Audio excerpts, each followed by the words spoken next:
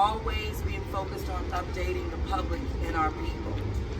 Very little has changed from last night, but to give you a more thorough update on the conditions of the site, I'm going to turn it over to Chief McConnell. As we stated late yesterday, we've increased our evacuation zone due to the condition of the second crane.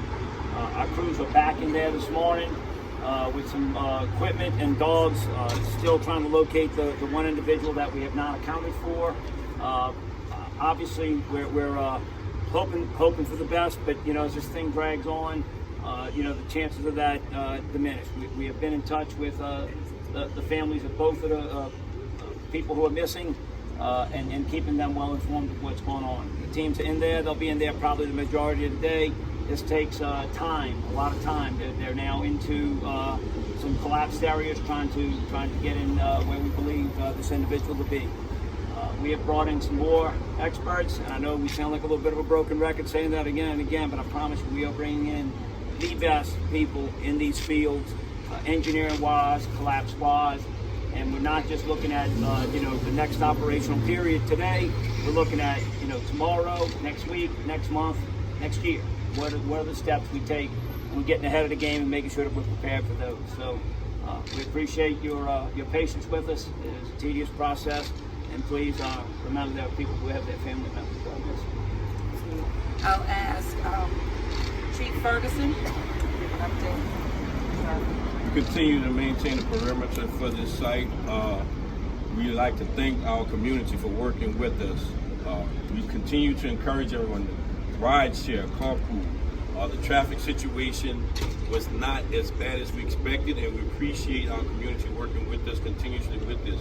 We continue to ask that the employers be conscious and be patient with the employees. We do know that some of the students may be late as well for school while attempting to arrive at the various destinations. Just take your time, be patient, continue to leave out early. As we expected this morning, we had an early traffic influx, and we appreciate that. I mean, everyone is very attentive and working with us to get to the various destinations in time and fashion. We continue to ask you to do that and work with us as we proceed through this process.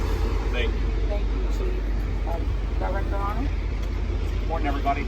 I'd like to echo the Chief's statement. The public, you're listening. We appreciate it. Continue to listen.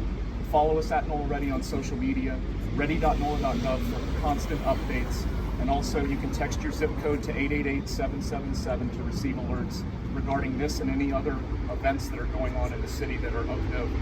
Really appreciate everybody's patience with this. It is a marathon. It's going to go on for a while. Would also like to say we have a unified command going on Canal Street, and everybody's engaged, everybody's working, and we're very involved in trying to resolve this. Thank you. Thank you, Dr. Zenyo? Thank you. Good morning.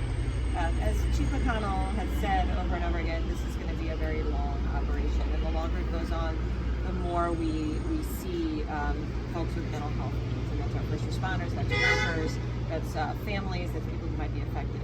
So again, there's always the Metropolitan Crisis Line. We've given that number out before.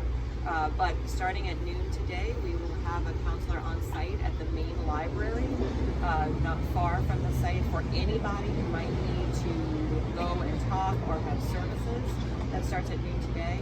We continue to have on-site crisis counselors, mainly supporting our families and our workers, but they will be on the site as well. So if you or a loved one has been affected or you're concerned about them, please reach out either by calling, coming to the main library, or checking in with your professional.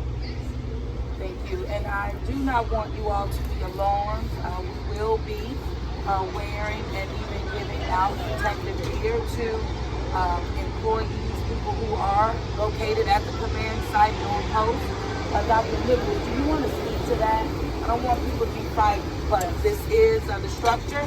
It continues to remain a top priority, and it is unstable and it's dangerous. But we need to protect our people from any sediments, particularly cement. Speak to that. Yes, absolutely, Mayor. So the biggest concern for exposure at this point in time would be from pulverized concrete, also known as cement. And so this is truly just out of an abundance of caution that everyone who is in that area will have on hand a mask that they can put on at any point in time. Certainly our rescuers and the teams in the building are already taking these precautions when they go into that zone. But now all persons around that will have that access, and we encourage, as everyone's already said, others to stay away from the area so that you're not exposed to any of these things that we know have the potential to affect the lungs long term. Thank you. And I do, Chief McConnell, I want to just have you touch on a moment as it relates to the sound, the alarm. You know, if something should happen, that you all be abreast of what those sounds will sound like. Obviously, if you have, we keep talking about how precarious this building is to come down. And we need to make sure that everyone who's in that collapse zone or anywhere around is aware of that as quickly as possible. We have a standing SOP, our standard operating procedure to get people out of the other type of incidents that we respond to. So you will hear 3 air horns twice in a row, and then a pause, and then they'll do it again until everyone's cleared from the building. You'll also may hear, if you stand next to someone with a radio, they'll be saying evacuate, evacuate, evacuate, evacuate, evacuate, evacuate, simultaneously with the horns. The goal is to get people notified as quick as possible. As we said before, we have instrumentation being monitored on the towers and on the building for any kind of movement. We have not hit any movement since Saturday, but obviously when you have people operating in that area doing this rescue work, we want to make sure that if anything were to happen, people can get out as quickly and safely as possible. So if you hear that go off, we want to make sure that people are aware. We're not looking to startle anyone, but that's what that is. And sometimes, you know, just something may happen where they do it out of an abundance of caution, and want everyone to be aware of that if they hear it. Thank you, Chief. Any questions, LaTanya? All right. USA Today.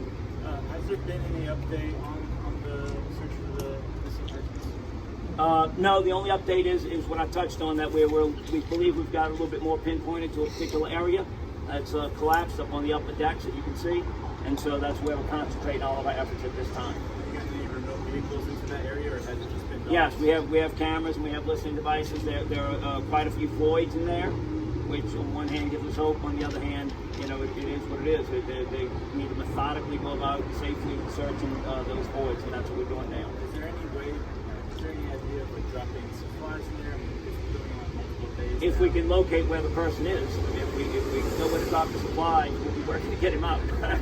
So, you know, it's not, and I don't mean that to, you know, make light of it. If we knew where to drop supplies, our goal would be getting out of there. So, but obviously, if it was something that would be longer term and we knew where someone was, we would be putting whatever we needed to help that person survive a building. As far as the building, has there been any, I guess, answers as to what possibly has caused this? Not at this time, but you know, as we said, from day one, you know, in any of these things, the minute you arrive, your investigation starts. And so we're gathering information, and we'll continue to do that. WWL. Tim, you touched on it a second ago, but where do you start in the building like this? Do you have any, did workers tell you you may have been this area? Yes, we've interviewed the people who were right here, and but obviously he was in an area that collapsed, so we know we're all fairly certain he's in that collapse up on the upper levels, as you can see. That's very obvious. And just for your guys going in, I guess it's the same sort of thing. Like fires on the tags and one end, so you all track your guys too. I guess it's a big Absolutely. Just like now we're tracking everyone who goes into the collapse zone from the minute we enter that building. We know through a tagging system, and I know you're familiar. His brother's a firefighter, as was his father. We track them every moment someone's in that building. There's someone at the door with strict accountability of every single person that's in that building and comes in and out of that building. There's someone posted at that building. Do they know where they are inside at all times, or do they kind of? They do. So they go in with a plan that's written to say exactly where they're going to be operating. And if they move from that, they have to announce where they're moving to. And now that we're doing that now for everybody who's working down there, including the contractors and anybody that they bring in, they're 100% accountability when they're downrange. Anybody who's in that, what we've called the evacuation collapse zone, is posted on the site, we know where they operate and what their purpose is, why they're there. Can you kind of explain what the tracking mechanism is? How are you tracking folks as soon as they come to stand? So there's only one place you can enter. There's a single entry point to get into that area. We have someone posted there. People have to show a pass that's been issued to them to get in. They have to show a government issued ID. We have to verify it's a person. and we announce it over the radio, and in partnership with our other emergency responders at Orleans Parish Communications District, the 911 Center. That's then put into a program where we track every single person and the time they're recorded going in by name and entity that they're working for and what their purpose is. And then when they come out, we track that they're out. Have you been able to make way to the top 8 floors that you tried to get to yesterday? We have been on every single floor. We were on every single floor very, very early. We just weren't finding anything. W, the issue? So kind of explain to us what has been done or what can be done so far. What's the plan? The possibility of rain or wind with the cranes to stabilize it in any fashion. What we've done to this point is we've brought in the best experts in the country, and there's no exaggeration there. I promise you, the people that we have here have taken on the biggest jobs you've seen in this country, from Oklahoma City to 9/11. And it seems like you almost can't have enough, but making sure that those people, the people who built this crane, brought them in from Europe, the people who constructed the crane, they're all here, and they're, it's a room full of engineers, and they're going through the process of what we can do to do it safely. We have not come to a conclusion, and that includes, once again, this operation that's going on today, and then what operations will go on as we move through this process. We had some disabled viewers reach out to us saying they can't get to their cars, to that there's an area where they can't get to their cars, and is there anything, some of them saying that they can't get to their doctor's appointments? They need to call 311 if it's possible for us to tow their car out or whatever, but we think we've pretty much covered most of that. But if they get their information to 311, we'll vet it. Quite frankly, there are some vehicles that we just will not be able to get out.